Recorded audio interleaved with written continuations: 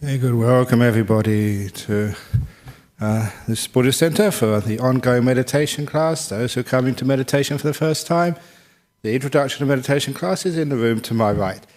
This is the ongoing class where we put one aspect of meditation, focus on it, so that we can develop our meditation deeper and deeper and deeper.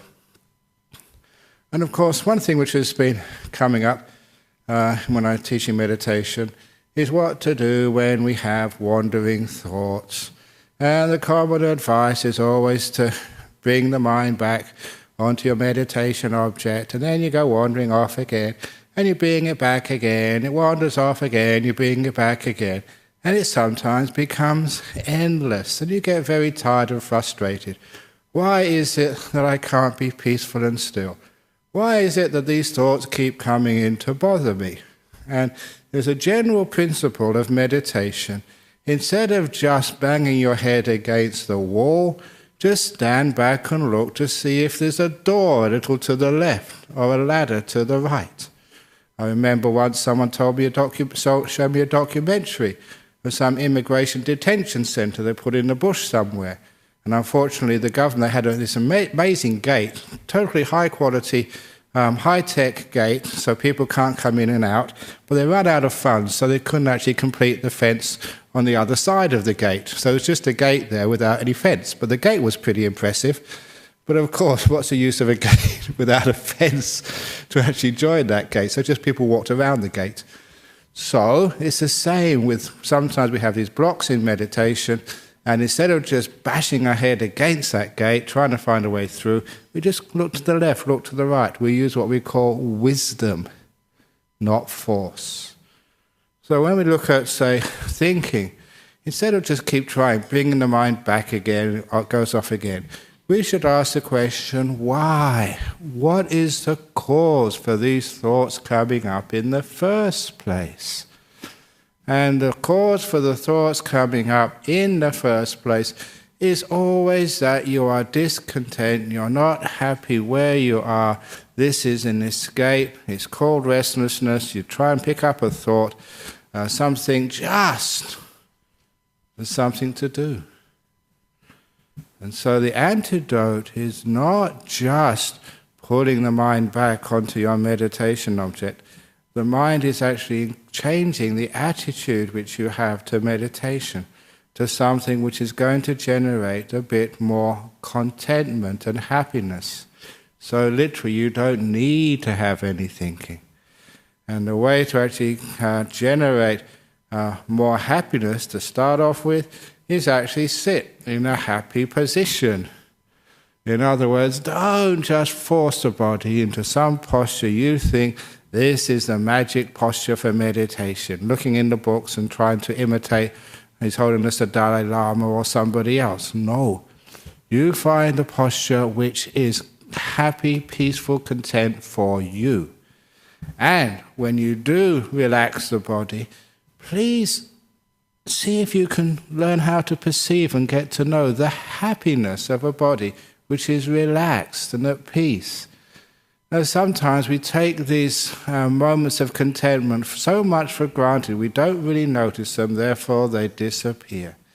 If you really did have something valuable, say, you just got $3,000 today in cash, you may have sold something, and it's in your purse, you would look after your purse so well, you'd always be checking it because it's valuable, you don't like to lose it.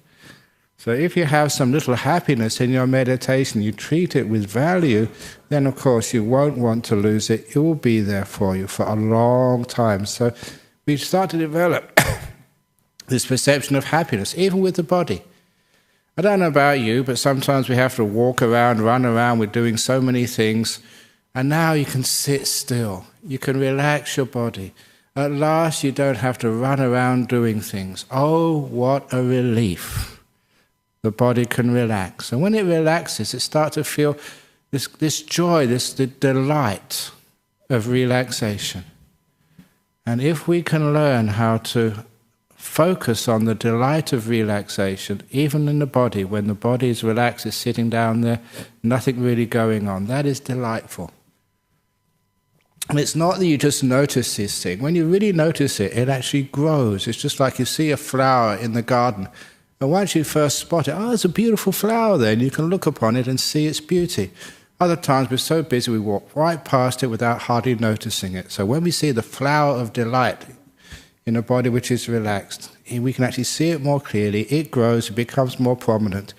What we're doing, we're learning to focus on the delight of peace. And that's really important, because once the body is relaxed and we can let it go, then we start to relax our mind. When the body starts to get peaceful, when it starts to get relaxed, we're just sitting here and everything is nice and peaceful. That too has a delight, it has a flavor of happiness, which we really need to notice, because if we notice how happy peace is, we won't need to think anymore. Basically, we're having too good a time. That thoughts are just distractions. Get out, I'm enjoying myself. In the same way, if you listen to fine music, if you like listening to music, you'll find that you don't think while you're listening to that music, which is one of the joys of listening to fine music. It's so enjoyable, it keeps your attention, hardly a thought comes into your mind. Or some people just like to find a quiet place on a cliff or by the ocean somewhere and just look at the view. The view is so attractive, it fills the mind with delight that again, you don't need to think. If you can contemplate why some of the peaceful places in the world are so delightful, it's not just the beauty of the view, it's the fact that they stop you thinking and all your worries and concerns all tend to disappear. Not that you force those worries to disappear, they go by themselves. Remember, many people, they go and find a nice quiet place by the ocean, especially this time of the year. It's not too hot, not too cold, so you don't get too many people out by the beach, especially if it's in the morning or the evening. You can sit down there and it's just so beautiful. You should be able to notice that you're not thinking that much. Why? It's because the mind is being satisfied with the delight of a beautiful scenery, maybe the sunset over the Indian Ocean. Now, in the same way, if you can develop a delight in the perception of peace and stillness, it's so nice just to be here with nothing to do. You'll find the thoughts, they don't come up. The reason why there is so much thinking is we haven't developed that delight enough, that inner happiness. So meditation is not just about focusing on something and holding it there, it's also developing the delight, the perception of delight in the peaceful mind. Stillness is delightful and magical. Remember all the stories, the memories of great stillness which I remember in nature. One of them, many years ago, I was visiting a monastery in the south of England during the winter time. That night before, they'd show me in the newspaper it was minus 26 degrees centigrade. The whole place was blanketed with snow. And only, they say, mad dogs and English monks go out in that cold morning snow. But I went out there, totally rugged up. And of course, no one else, I think it was a Sunday morning, maybe about 6 o'clock, no one else would go out that time of a Sunday morning, even in summertime, let alone in the dead of winter. I remember walking in this forest, and there was no other footprints in the snow. Nothing was moving, there was no wind to rustle even a leaf. No animals were around, they too were hibernating. All human beings were in their houses, tucked up in bed or in front of a fire. It was like I was the only human walking on the planet. And when I stopped, everything stopped. There was not a sound. Nothing moved. Perfect silence. Wow. That was incredible. The delight, the sheer depth of pleasure of a really still morning in the snow. Or you may have been up in the mountains, and again, no wind, perfectly quiet. The other place I like to go is in the deep caves. Because especially in noisy places like, the tropics, in a place like Thailand or Sri Lanka or Burma, you go in these deep caves, and there again, there's no sound at all. There's something magical, there's something delightful in that. That's the sort of delight in meditation to start to notice. The delight of walking in a forest, when nothing moves. You all recognize that, that's why you're quiet. And you understand that when we perceive that, we see it in our meditation. And that is what stops us thinking. So don't try and keep pulling your mind back here, pulling it there. That actually creates more thoughts. That actually is the problem. So don't try and control the mind. Just recognize the delight of peace, how wonderful it is.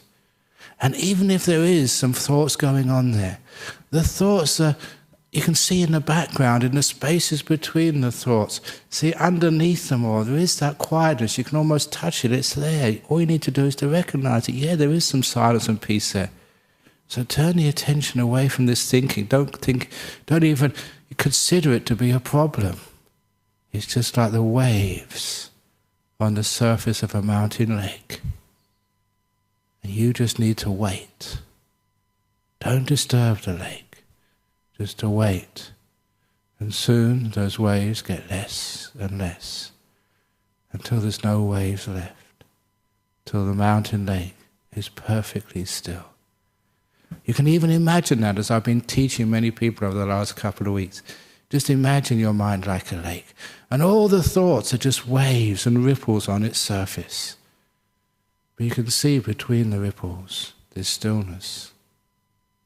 Just be quiet, be calm, and just let your mind become still. Don't even put attention on the waves, on the thoughts.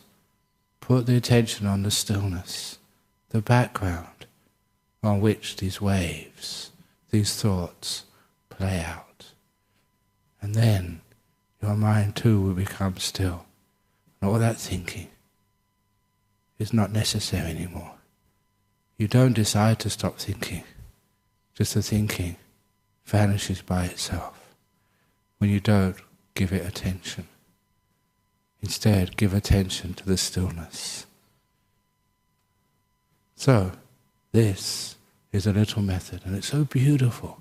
When you are still, please value it. It's incredibly powerful. Don't take it for granted. Deliberately develop the perception and appreciation of stillness. And then the mind will stay there, happy for long periods of time. So there we go. Now, before we start meditation again, those of you who've come for the introduction to meditation, the class when you learn meditation for the beginning, that class again is in the room to my right. This is the ongoing class for the experts, those who know how to meditate for a long time, because we're going to meditate for 45 minutes, which is a long time. So if you've come for the introduction to meditation class, this is a class for those who are beginning their journey in meditation. Please to go to the room on my right there. They'll be waiting for you. This is the ongoing class. Okay, so here we go. So it's a 45-minute meditation now. You don't need to think about anything. I will ring the bell when it's time to ring the bell. So if you'd like to get yourselves comfortable again, if you want to move, so make sure you're really comfortable, please do so. Get yourselves really just nice.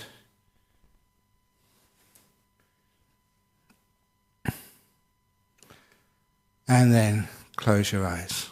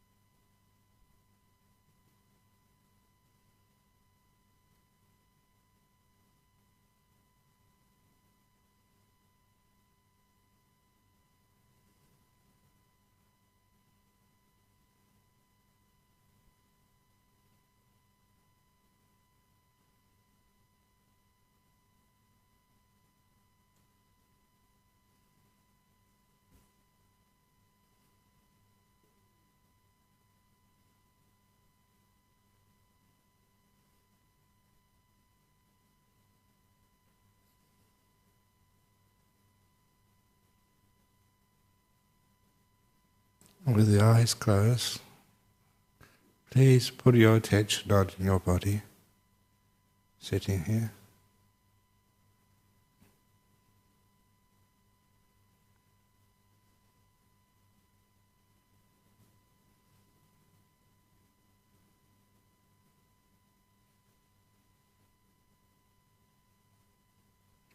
And if you need to move any part of your body, please do so. This is making final adjustments to get your body really relaxed. So don't think you're going to fight through pain and just bear with it. That's not the way of meditation. Our way is to be kind to your body. If you're kind to it, relax it, you'll find the body is so at ease, you have the delight of a relaxed body.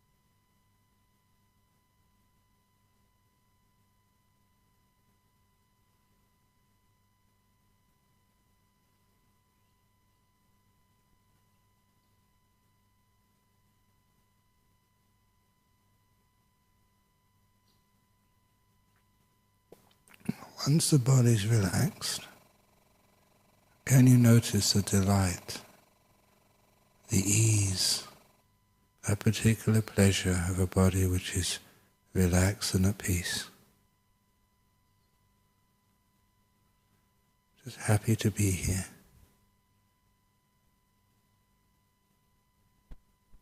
Your body may not be totally relaxed, but it's more at peace than nearly every other time of the day.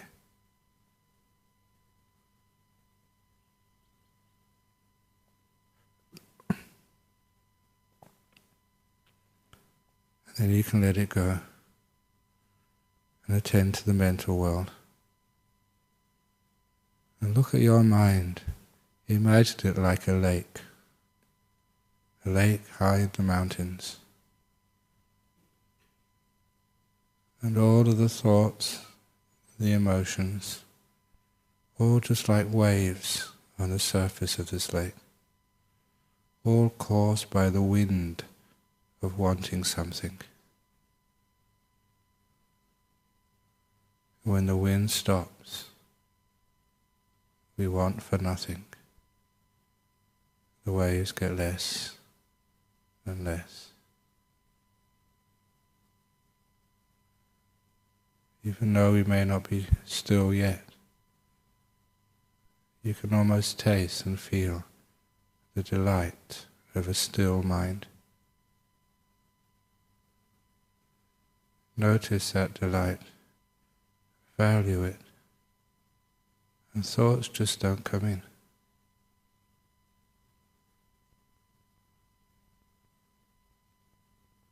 The beauty of a peaceful mind.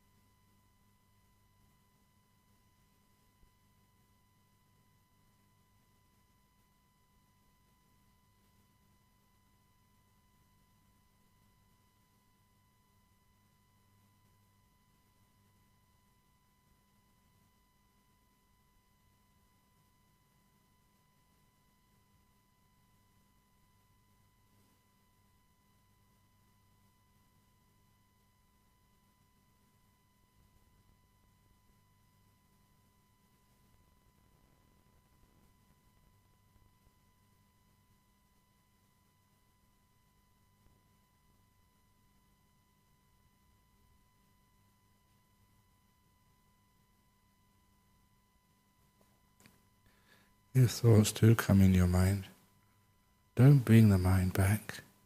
Just remember the stillness. Remember it.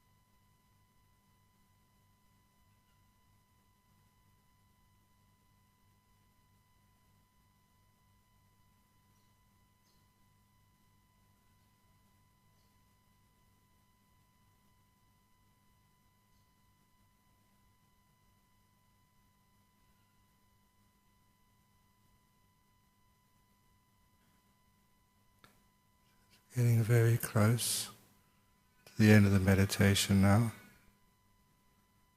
It's the time when we reflect how we feel. How much peace is there in the mind? And why? What did you do? Or more importantly, what did you not do? Which created the state of mind you're experiencing now. This is where we learn, not from the words of a monk like me or some book. We learn from our own experience what meditation is and how it works and how delightful it can be.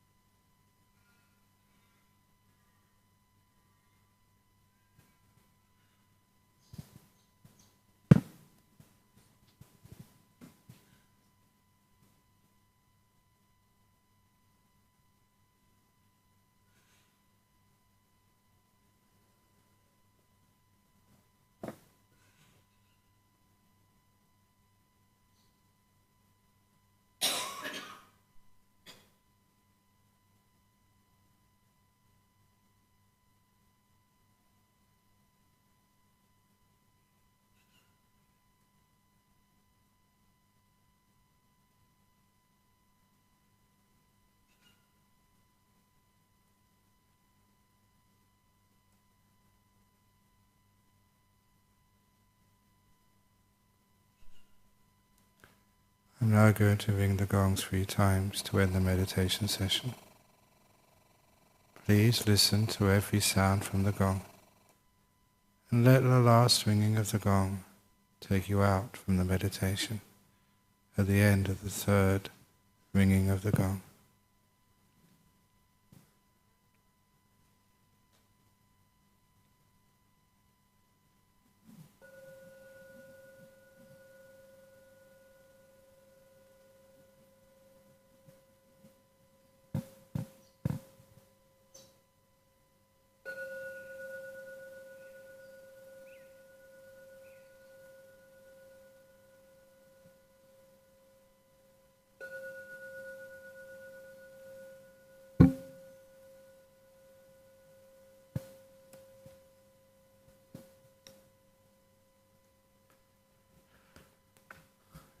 There we go. Now, as usual, this one is always streamed live. So we have a few questions from overseas. One from Dubai, one from Perth, and then one from USA. See how well regarded this is. Question 1 from Dubai. It is very easy to see the wholesomeness of anger in meditation and in daily living, but craving desire is much more difficult to overcome. Anger feels uncomfortable, but not in the case with desire. How should I deal with this? Okay, even in meditation, you'll find whenever you want something, whenever you crave for something, that stops you being peaceful. There's standard little peaceful advice which I always give to people on meditation retreats from my master Ajahn. We meditate not to get things, not to attain things, but to let go of things. Because all attainment, all trying to get somewhere is wanting, it's a type of craving. So in meditation you should be able to see that wanting something, craving and desire, is actually, again, what creates those waves in your mind, which you recognize as thoughts. When you're wanting something, that stops you being at peace, it stops you being still. And you can actually see the craving and desire is the enemy. The anger usually comes after craving and desire, when you get frustrated that you don't get what you want. So anger is usually secondary. Craving and desire is primary. And if you actually trace back, whenever you have any anger or frustration, it's always because you wanted something to begin with and you did not get it. So craving and desire is easier to see if you trace things back. It's easier to see if you trace your things back. And that is the very thing which you have to notice and not indulge in when you are meditating if you want to find some peace and stillness. The opposite of craving and desire is letting go, letting things be, being happy to be here, being content, opening the door of your heart to this moment without any judging, without any discrimination. This is called love, metta. Love doesn't desire anything, it just lets things be. And gentleness, all those things, the great words which we keep talking about, that is the opposite. So you see that in your meditation. You notice when you're letting go, being kind, being gentle, making peace, opening the door of your heart. You can notice that because that creates the stillness. And the craving and desire creates all the restlessness and stops you developing the peace and beauty and delight of meditation. So, if you see what desire actually does, that is the problem. That creates the difficulty. To Satima from Perth somewhere, to stop thinking when we're meditating, do I focus on the breath or be aware of the thoughts? Thank you. No, you do neither. You're not just being aware of the thoughts, you're not focusing on the breath. Focus on the stillness, as I was saying today. So don't go... What it actually means is, in meditation, it's not what you're aware of. You're not focusing on the breath, you're not focusing on the thoughts. You are focusing on how you are relating, reacting to the thoughts. How you are relating, reacting to the breath. How you're relating or reacting to when somebody coughs. That is the cold face of meditation. That's where you should be paying your attention to.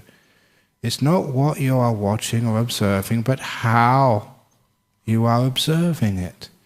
If you're observing the thoughts with I want to get rid of you or I really like you, you're going to not have any success in meditation. If you're looking at even something like the breath, I want you, I want to make you this way and that way, you won't get anywhere in the meditation. Don't worry about the object which you're watching. Pay attention to the how you are watching it. Meditation, like the rest of the life, is a relationship problem. It's not you and your thoughts, it's not you and your breath, it's not you and your sleepiness, but how you relate to it. So our job in meditation is to relate with kindness, the great compassion, opening the door of your heart to whatever you're experiencing, making peace with it, being kind to it, being gentle. And if you know that, you know the skill of meditation. You may be sleepy, you may be restless, but when you notice what I said today, the stillness, which is how you relate to things, just relate to it from a point of stillness, just make peace with it. Don't do anything. Be calm. And all these things settle down all by themselves. You don't focus on the breath, you don't focus on the thoughts, both are wrong. Focus on how you're relating, reacting to those thoughts. And just make peace, be kind, be gentle. If you're focusing on anything, focus on the stillness. And lastly, how do you find peace? This is Josh from USA. How do you find peace when your mind is conditioned out of habit towards anxiety? The peace is so hard to find. Okay, conditioned out of habit. When the habit is, again, the way we react to things, the way we have our buttons pushed. That's the usual way they say of habitual tendencies. And those habitual tendencies are not that hard to overcome through what I've called the last month or two, kindfulness. And what kindfulness means is you are aware of the processes of your mind and you are kind to them. So you see anxiety coming.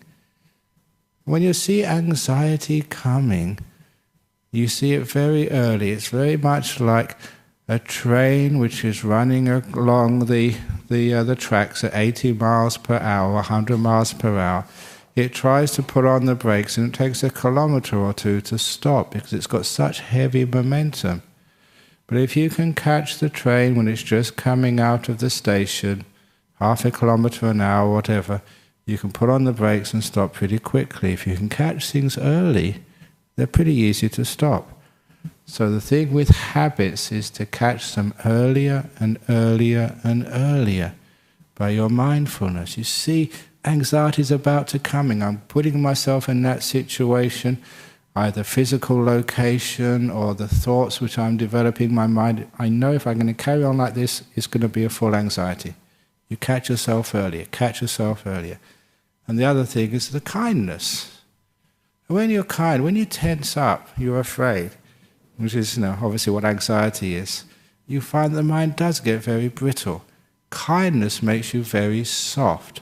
Imagine throwing the ball at a glass. The glass is so hard and brittle, a ball would actually break this.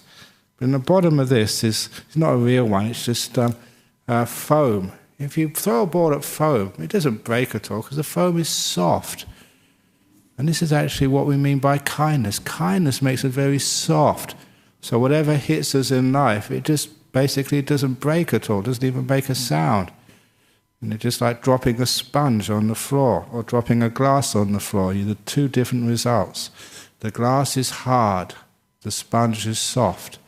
Kindness makes your mind so soft that something hits it, nothing really matters. You're just so soft. So if you can develop kindfulness, in other words, this compassion is such a strong part of your meditation and your life. Number one, the life's ups and downs, they won't break you so much, they won't make you crack with big anxiety. And the mindfulness would actually catch it very early, and so the anxiety will never come. And instead, you find some peace. But remember, if you want to find peace, you have to make peace. It's like trying to find money. You may go look around, where is the money? I want to find some money. You have to make money if you want money. So the same way you have to make peace. So don't think, I'm going to find it. Make the peace. And how you make peace is in every moment. No matter what you're hearing, what you're feeling, what you're thinking, make peace with it. Don't make war. Meditation is not part of the training for the US Marines. These are going to be tough guys, violent guys. Not to make peace, but to make war. In meditation, we make peace with things. We don't fight. Someone bangs the door. We don't fight that, we make peace with it. We have this beautiful tolerance and disarmament of our reactions. So we make peace with whatever is happening. But if you make peace with every moment, if you do feel a bit of fear, make peace with it, it's part of life. The more you make peace in every moment, the more you can find peace. It's there for you. You can't change the world. You can't stop people banging doors or coughing or making noises or irritating you, whatever. You can't stop people doing what they want. You can't. It's actually quite amazing. Usually there's somebody turns on the radio or turns on the lawnmower at 3 o'clock every afternoon or decides to chainsaw a tree. You can't stop that. We live in the suburbs.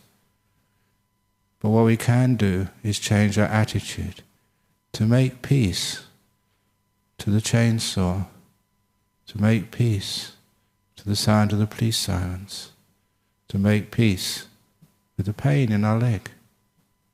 If we can make peace with it, that is how you find you have peace, because you have made it in reacting in a skillful way to everything you hear, see, feel or know. That's the way we have peace in our life. We make peace. And if you have frustration, don't blame anyone else. It's not your husband's fault. It's not your wife's fault. It's not your kid's fault. It's not the government's fault. It's not the weather's fault. You've made frustration. You've made anger. This Buddhist law of karma. You make your future. You can make peace, kindness, gentleness right now with whatever. That's why when sometimes people say, oh, I can't meditate, I'm too tired, it's too hot, I'm too sick, I'm too restless, I'm too sleepy, I've got too many thoughts, I can't meditate, ha ha ha. you don't understand what meditation is. Even if you've got lots of thoughts, make peace with them. Don't react to them. Be kind, be gentle. Now you're meditating. It's only a matter of time. If you make the courses, you will get the results. If you make peace, you find peace. If you make kindness, you find love. If you make gentleness with every moment, life is just so smooth and easy. It's what you do with what you've got. It's nothing to do with what you've got, but what you do with it. Okay, so there are some nice questions from overseas. Any questions from within the seas? In other words, here in Nolamara Temple. Anyone got a question to ask? Yes. You got a yes? Oh, to become soft. Yeah. Well, I've found that when people can, sometimes people take advantage of you if you're soft, and then I find I have to turn hard to overcome the fact that someone's but do you taking take advantage of my soft nature. But what, do what, you? What do I do then? What do I make of that? We're talking about first of all meditation. Do you take advantage of yourself? Of my softness? Yeah. I never thought about it. You talk about it that way. You probably do. So don't be hard on yourself. Okay. And so protective. So you be soft to yourself. Do you take advantage of your husband? Yeah, of course you do. Yeah. But if you really want to take advantage, I've been talking this, if you really want to sort of get something out of your husband and train him, remember like the simile of like the clay, or if you're baking, getting some dough. If the dough is too hard, you can't mould it into all these wonderful shapes. But you get it nice and soft and malleable, and you can actually twist it into anything. So get normal to be nice and soft and malleable. Then you can twist it this way and that way. And that's what kindness does. I hope he's not listening on the internet. I'm going to tell him. That's why soften a person up first of all, then you can mould them. Soften yourself up too. And then you can mould your mind in meditation to be beyond anxiety, to be beyond all this other stuff. Soften yourself first. Sometimes we're like just hard clay.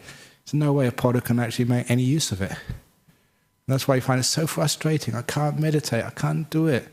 Why? Because you're too hard. So soften yourself up. Yeah, it's true, sometimes the clay can be so wet it slops all over the place. But that's quite rare in meditation. People are usually too dry and hard. So you soften yourself up. When it comes to other people, it's very easy just to avoid them taking advantage of you. You can still be soft. But just, I'm not going to do that. Yeah. Okay, thank you so much for that question. Any other questions before we finish off today? Going. God. Very good. So those ones of you who come regularly, there is the Sutta class on tomorrow afternoon, 3 to 4:15.